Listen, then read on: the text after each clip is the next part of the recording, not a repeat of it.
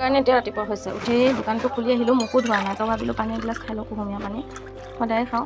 আজি বুটটো যেনিবা নালাগে, অকল পানীটো আছে তাকে। ৰাতিপুৱা পানী খোৱাটো অভ্যাসে আৰু পানী বহি বহি খাব লাগে। সেইকাৰণে মই বহি লওঁ আৰু তাৰপিছত একেৰাহে পানীটো শেষ কৰোঁ। তাৰপিছত এয়া হৈছে আমাৰ ৰাতিপুৱাৰ চাহ। মোৰ দোকান খুলি হৈ গ'লগৈ আৰু এতিয়া যাওঁ ভাত বনাবলৈ কাৰণে। এয়া বহি বহি গেম খেলি আছে দেখিছে নহয়। তো দাদাহঁতে দোকানটো চাব আৰু মাহঁতৰ আজি একাদশী, ভাত পানী একো নাখায়েই।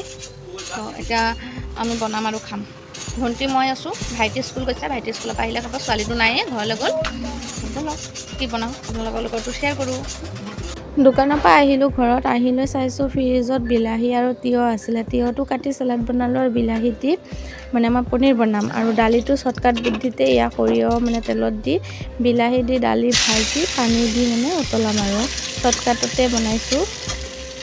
শ্বৰ্টকাট দালি মাহঁতে বনালে অকণমান ইজিকৈ মানে অকণমান বেলেগ ধৰণে বনায়। মই আকৌ একেবাৰে তেল মাৰি বহাই দিম। ভণ্টিয়ে আকৌ বেছি গলিলে খাই ভাল নাপায়, সেইকাৰণে চিম্পুলকৈ বনাই আছোঁ।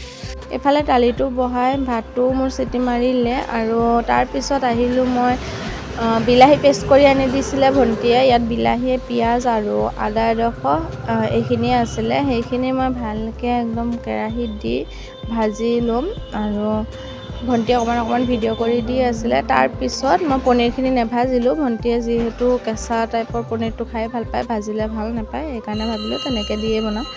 তাৰপিছত মোৰ এয়া পনীৰটো চব্জিও হৈ গ'লগৈ আৰু আমি তিনিজন যিহেতু সেইকাৰণে বেছি বনাবও নালাগে। এইকণৰ পৰাও আমাৰ ৰাতি চলি যাব। নেমু মানে ধনিয়া পাত নাছিলে কাৰণে নেমু পাত দিলোঁ আৰু ফাইনেলি এয়া বাঢ়ি ল'লোঁ আমাৰ ভাত। তো আজি ভিডিঅ'টো এনেকৈ শেষ কৰি আছোঁ। Bye bye.